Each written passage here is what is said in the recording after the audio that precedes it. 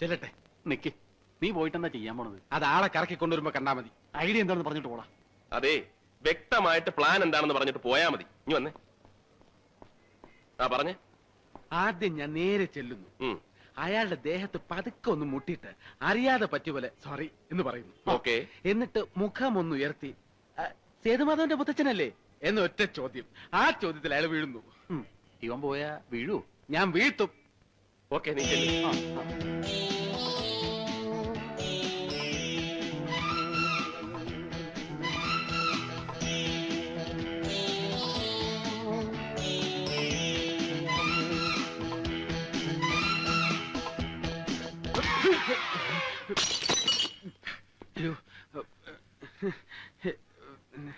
എന്റെ അമ്മയെ നാട്ടിച്ച്.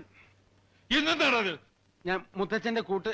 ഞാൻ മാത്രമല്ല, അവരെല്ലാവരും അവര് തട്ടണമെന്ന് പറഞ്ഞു. ഞാൻ ഇങ്ങനെ ആരും മുട്ടാറില്ല, അതുകൊണ്ട് സോറി. നിനക്ക് ഇത്ര വലിയ കണ്ണുണ്ടല്ലോ, മത്തയ്ക്ക പോലെ. സോറി. എന്തത് സോറി?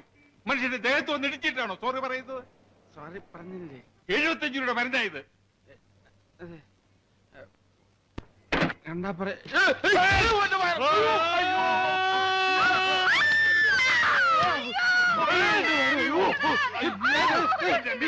താങ്ക് യു മോനെ, താങ്ക് യു വെരി മച്ച്. താമസോട്ടെ, വിട്ടോളാ.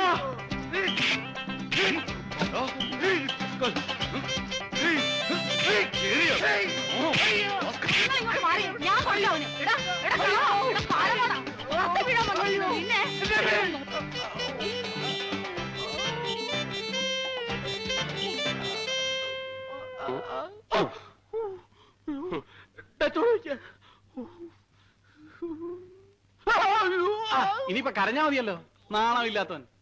അയാളെ വീഴ്ത്താൻ ഞാൻ പോയാലേ ശരിയാവുള്ളൂ, വേറെ ആരും പോവണ്ട. എന്തൊരു ബഹളമായിരുന്നു. ഇപ്പൊ എന്തായടാ? അയാളെ വീഴ്ത്തി, വഴിയെ പോയവരെ വീഴ്ത്തി, നീയും വീണ് വയറും കീറിയപ്പോ സമാധാനമായല്ലോ. ചുമ്മാ ഇരിയടാ. ഡേ അപ്പുകുട്ടാ, ചോരയാണ് കണ്ടിരിക്കുന്നത്. അവളെ നിനക്ക് തന്നെ കിട്ടുന്ന ലക്ഷണമാ. എങ്കീച്ചില് വയറ്റത്തല്ല, എന്റെ ചങ്കിക്കേറിയാലും ഞാൻ സഹിക്കും.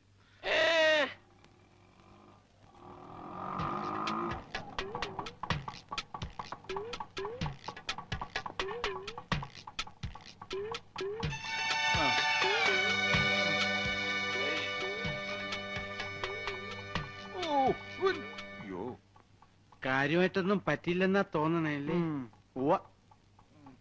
എന്റെ ദൈവമേ, എന്താ ഇത്? എന്താ പറ്റിയത്? എന്താ മുത്തശ്ശ, എന്താ പറ്റിയത്? എന്നെ ഒരുത്തൻ റോട്ടിൽ ഉരുട്ടിയിട്ട് മോളെ. ആരാ മുത്തശ്ശ? വേറെ ആര്? അവന്മാര്. ഇത് അവന്മാർ തന്നെ.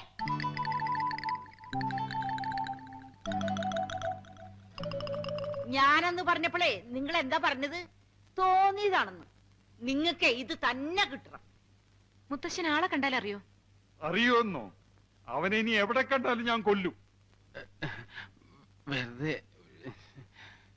അന്ന് വന്നവന്മാരെയൊക്കെ കണ്ടാലേ എനിക്കും അറിയാം.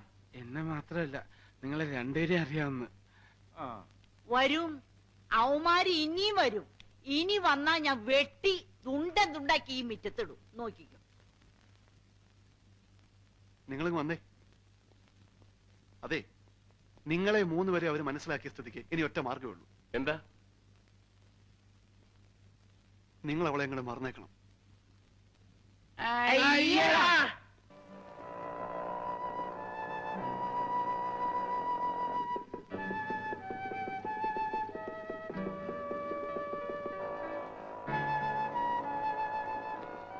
ആർക്കായിരിക്കും എഴുത്ത്?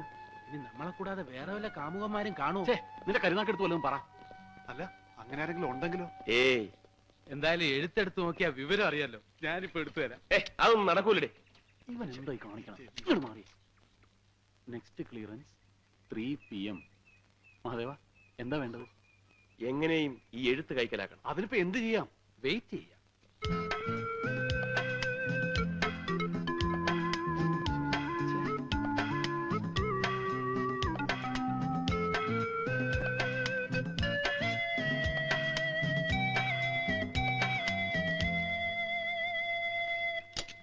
പോസ്റ്റ്മാൻ, അതെ, ഞങ്ങൾ ഒരു എഴുത്ത് അറിയാതെ തെറ്റി ഇതിനകത്ത് കൊണ്ട് ഇട്ടുപോയി. ഇതങ്ങ് കൈവച്ചിട്ട് അതങ്ങ് ഒന്ന് എടുത്ത് തന്നില്ലേ കുഴപ്പം. പ്ലീസ്, അത് പിന്നെ പ്ലീസ്. ഇത് നോക്കി. ആ പോരെ. ദേ ഇത് മതിയോ നോക്കി. പോരാന്ന്.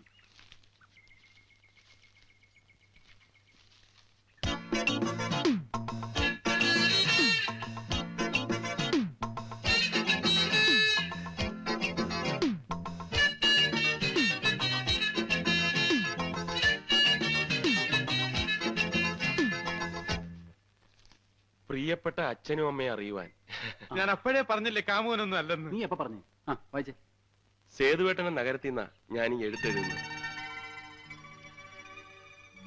സേതുവേട്ടൻ ഇവിടെ താമസിച്ചിരുന്ന വീട് ഞാൻ കണ്ടുപിടിച്ചു. അതൊരു ആൻഡ്രൂസിന്റെ വീടാണ്. ബോംബെയിൽ എവിടെയോ ആണ് ഈ ആൻഡ്രൂസ് ഇപ്പോൾ. ഈ ആൻഡ്രൂസ് പറഞ്ഞു വിട്ടിട്ടാ സേതുവേട്ടൻ ഈ നഗരത്തിൽ വന്നത്. കഴിഞ്ഞ ക്രിസ്മസ് രാത്രിയിൽ ഇവിടെ വന്നു കയറിയ സേതുവേട്ടനെ ആൻഡ്രൂസിന്റെ അമ്മച്ചി സ്വന്തം മകനെ പോലെയാണ് കരുതിയിരുന്നത്. ഇപ്പോൾ ആ വീട്ടിൽ ആൻഡ്രൂസിന്റെ അമ്മച്ചി മാത്രമേ ഉള്ളൂ. ചുമ്മാ ഇരടാ. ഇപ്പോൾ ആ വീട്ടിൽ അമ്മച്ചി മാത്രമേ ഉള്ളൂ. സേതുവേട്ടൻ താമസിച്ചിരുന്ന മുറിയും സേതുവേട്ടന്റെ പെട്ടിയും സാധനങ്ങളും ഒക്കെ അതുപോലെ തന്നെ സൂക്ഷിച്ചു വെച്ചിരിക്കുക അമ്മച്ചി. ഈ അമ്മച്ചി വഴി സേതുവേട്ടന്റെ ഇവിടുള്ള കൂട്ടുകാരെയൊക്കെ കണ്ടെത്താനുള്ള ശ്രമത്തിലാണ് ഞാനിപ്പോ.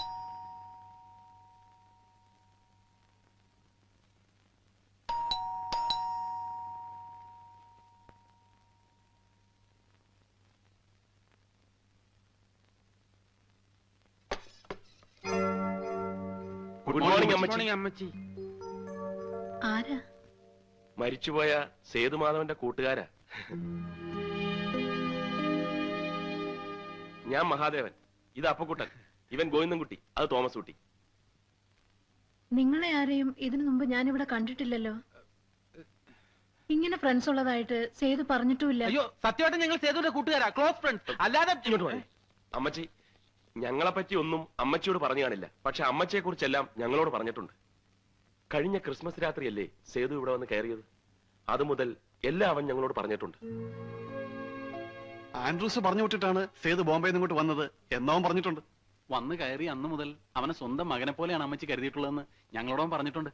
ഇതൊന്നുമല്ല, മരിച്ചേ പിന്നെ അവന്റെ മുറിയും അവന്റെ സാധനങ്ങളും അമ്മച്ചി അതേപടി സൂക്ഷിക്കുകയാണെന്ന് വരെ അവൻ പറഞ്ഞിട്ടുണ്ട്. ഓ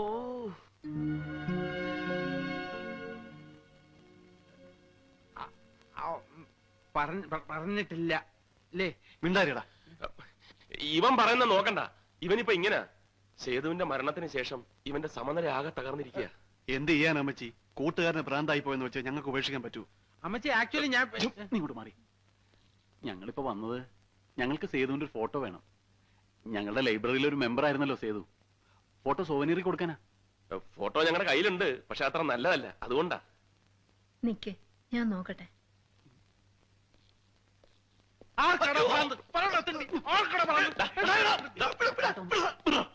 വായി തോന്നിയൊക്കെ വിളിച്ചു പറഞ്ഞിട്ട് അവന് കഴുത്തേക്കാർ പിടിച്ചാൽ മതിയല്ലോ.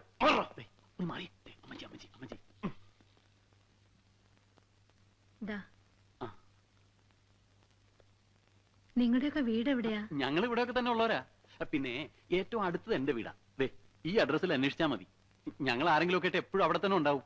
ആരെങ്കിലും അഡ്രസ്സ് ചോദിച്ചു വന്നാലും കൊടുക്കാൻ മടിക്കണ്ട. സേതുവിനെ പോലെയും ആൻഡ്രൂസിനെ പോലെയൊക്കെ കരുതിയാൽ മതി ഞങ്ങളെ, അല്ലേ? അതെ. ഇങ്ങനെ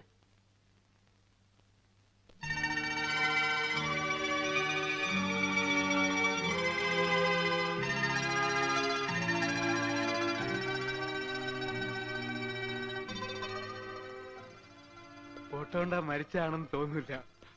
കൊള്ളാല്ലേ? ഏ?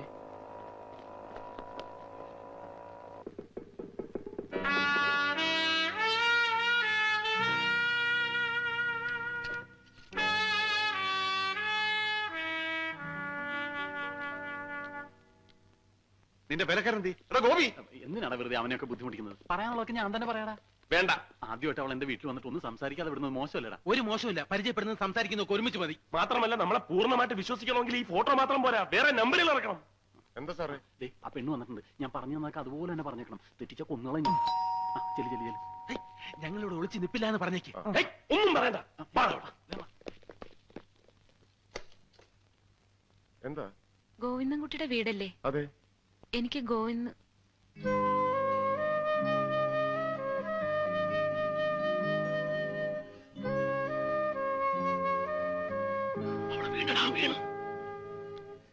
ആരാ? ഇതെന്റെ ഏട്ടനാ. ആ, ഇവിടുത്തെ സാറിന്റെ കൂട്ടുകാരനാ. എനിക്ക് ആളെ ഒന്ന് കാണാൻ പറ്റുമോ? അയ്യോ, അദ്ദേഹം മരിച്ചുപോയി, കണ്ടില്ലേ മാലയൊക്കെ തൂക്കിട്ടിരിക്കണം. അതല്ല, ഇവിടുത്തെ സാറിനെ. ഗോവിന്ദൻകുട്ടി എന്നല്ലേ പേര്? അതെ, പക്ഷെ ആളിവിടെ ഇല്ല. ക്ലബിൽ കാണും. ബോക്സിംഗ് പ്രാക്ടീസ് ഉണ്ടെന്ന് പറഞ്ഞു പോയതാ. ഏത് ക്ലബിലെ പ്രാക്ടീസ്? ഹരികർണാർ ക്ലബിൽ. അപ്പൊ ഞാൻ അവിടെ പോയി കണ്ടോളാം. ആ.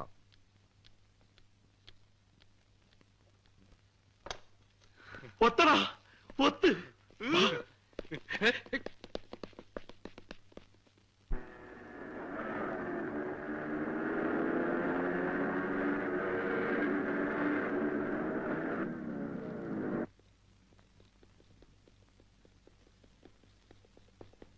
അവള് വരുന്നതിന് മുമ്പ് നമുക്ക് ബോക്സിംഗ് തുടങ്ങിയിരിക്കണം. വേറെ റെഡിയാക്കോ മഹാദേവ. നമുക്ക് ബോക്സിംഗ് അറിയാൻ നമുക്ക് തോന്നിയാ പോരെ? അതിന് ശരിക്കും ഇടിക്കേണ്ട കാര്യമില്ലല്ലോ. ഏയ്, ഇടി എന്ന് പറഞ്ഞാൽ പൊരിഞ്ഞിടിയായിരിക്കണം. ഈ ഇടി കണ്ടിട്ട് വേണം നമ്മൾ ആരെ വേണമെന്ന് അവൾ തീരുമാനിച്ചത്. First impression is the best impression. So no compromise, no sentiment, no friendship. ഇതെന്ത് പോകൃത്തരവ് കാണിക്കുന്നത്? ലോകത്ത് വരെ എന്തൊക്കെ കളികളുണ്ട്, അതൊന്നും പോരാണ്ട് ഈ പണ്ടാരം തന്നെ വേണം. വേണ്ട, കിളിമാസ് കളിക്കാം. കണ്ടോണ്ട് വരുമ്പം നമ്മളെ പറ്റി അവൾക്ക് നല്ല മതിപ്പായിരിക്കും. എടാ, അവളുടെ ചേട്ടൻ ബോക്സിംഗ് ചാമ്പ്യൻ ആണെന്ന് നീയും കൂടെ കേട്ടതല്ലേ? അപ്പൊ നമ്മൾ അവന്റെ കൂട്ടുകാരനാണെന്ന് അവള് വിശ്വസിക്കണമെങ്കിൽ നമുക്ക് ഇതൊക്കെ അറിയാവുന്ന വരുത്തണം. ധൈര്യമില്ലാത്തവനൊന്നും പ്രേമിക്കാൻ നടക്കണം.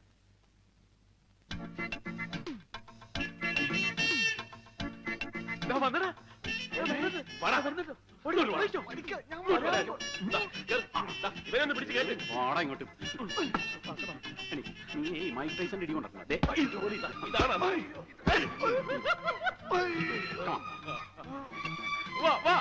എഴുന്നേറ്റ് വാടാ. ഇങ്ങോട്ട് എണീറ്റ് പോടോ. ഇങ്ങോട്ടുണ്ട്, ഇങ്ങോട്ട്.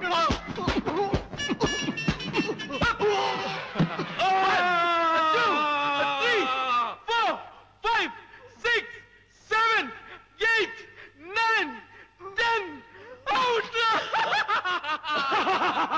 നമുക്കിനി ഇവനെ നേരിടാം. ഇടിക്ക് വീണ്. ഇടിച്ച് വാടാ, ഇടിച്ച് വാടാ. Come on, എഴുന്നേറ്റ് വാടാ. Come on. വാടാ. നെക്സ്റ്റ്. Come on. എഴുന്നേറ്റ് വാടാ. Get up. Come on. Come on, man. Up.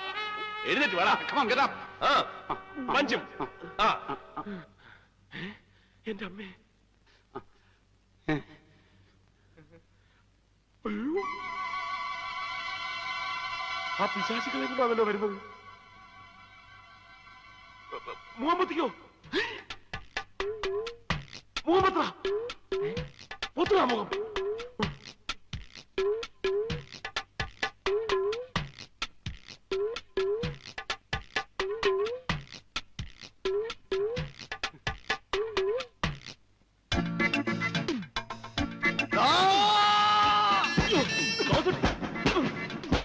തെണ്ടിത്തരം കാണിക്കുന്ന തെണ്ടി. അയ്യോ,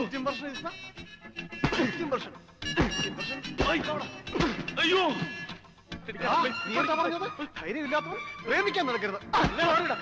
സാഹചര്യം ചൂഷണം ചെയ്യരുത്, സാഹചര്യം ചൂഷണം ചെയ്യരുത്.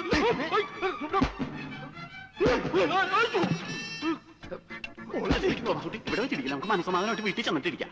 നീയാണ് മൈക്ക് ടൈസൺ. ഞാൻ വെറുതെ പറഞ്ഞത്. എന്റെ വയറ്റിലിരിക്കില്ല, എനിക്ക് അപ്പൻഡിസൈറ്റിസ് ഉള്ളതാണ്. അയ്യോ.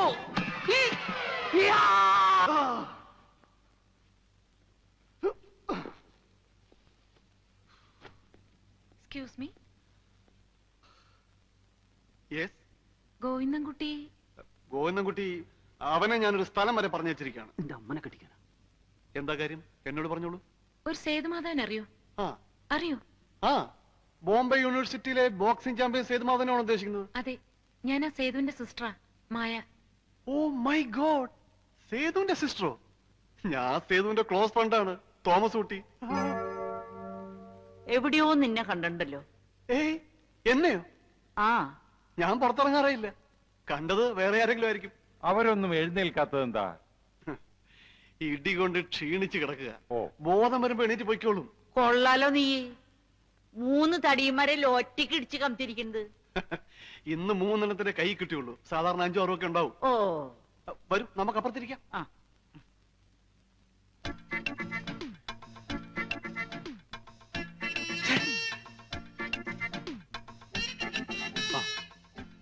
കഴിക്കൂ, കഴിക്കണം. മായ എന്താ കഴിക്കാത്തത്? സേതുവേട്ടൻ എന്തിനാ ഈ നാട്ടിലേക്ക് വന്നതെന്ന് തോംസുട്ടിയോട് പറഞ്ഞിട്ടുണ്ടോ? അതായത് കഴിഞ്ഞ ക്രിസ്മസിന് ആൻഡ്രൂസിന് വരാൻ പറ്റിയില്ല. പകരം സേതുവിനെ അയച്ചു. അങ്ങനെയാ സേതു പറഞ്ഞത്. ഇതിനു മുമ്പും ക്രിസ്മസിന് ആൻഡ്രൂസ് വരാതിരുന്നിട്ടില്ലേ? അന്നൊന്നും പകരം ആരെയും അയച്ചിട്ടില്ലല്ലോ. ഇത് ഞാനും ചോദിച്ചതാ. അപ്പൊ സേതു പറഞ്ഞു അമ്മച്ചിക്ക് ഒരു സമ്മാനം കൊണ്ട് വന്നതാണെന്ന്. സമ്മാനോ? എന്ത് സമ്മാനം? ഇവനെന്ത് ബ്ലണ്ടർ കൈ പറയുന്നു. എന്ത് സമ്മാനം എന്നാ പറഞ്ഞത്? ക്രിസ്മസ് സമ്മാനം. എന്നിട്ട് അമ്മച്ചി അതിനെപ്പറ്റി ഒന്നും പറഞ്ഞില്ലല്ലോ. അയ്യേ, അങ്ങനെ പറയാൻ മാത്രമുള്ള ഒന്നും ഉണ്ടാവില്ല. മാലയോ സാരിയോ അങ്ങനെ എന്തെങ്കിലുമൊക്കെ ആയിരിക്കുന്നേ. ശരി, ഞങ്ങൾ ഇറങ്ങട്ടെ. ഇനിയിപ്പോ ഇതൊന്നും പോയി അമ്മച്ചിയോട് ചോദിക്കണ്ട കേട്ടോ, നാണക്കേടാ. സേതുവിന് ഇവിടെ ആരെങ്കിലും ശത്രുക്കൾ ഉണ്ടായിരുന്നോ? ശത്രുക്കളോ? അതെന്താ അങ്ങനെ ചോദിച്ചത്? വേറെ ഒന്നുമല്ല. ദേ ഇത് കണ്ടോ, ഒരുത്തൻ എന്നെ റോട്ടിൽ ഉരുട്ടിയിട്ട് കൊല്ലാൻ ശ്രമിച്ചു. ഇവളെ 2 പ്രാവശ്യം വീട്ടിൽ കയറി അപകടപ്പെടുത്താൻ നോക്കി. അതിലൊരുത്തനെ ഞാൻ ശരിപ്പെടുത്തിയിട്ടുണ്ട്. എന്താ, ശത്രുക്കൾ ആരെങ്കിലും ഉണ്ടായിരുന്നോ? ഏയ്, അങ്ങനെ ശത്രുക്കളൊന്നുമില്ല. അപ്പൊ അവന്മാരൊക്കെയോ? അത് വല്ല പോക്കറ്റ് അടിക്കാരോ പിടിച്ചു പറിക്കാരോ ഒക്കെ ആയിരിക്കും. അയ്യോ.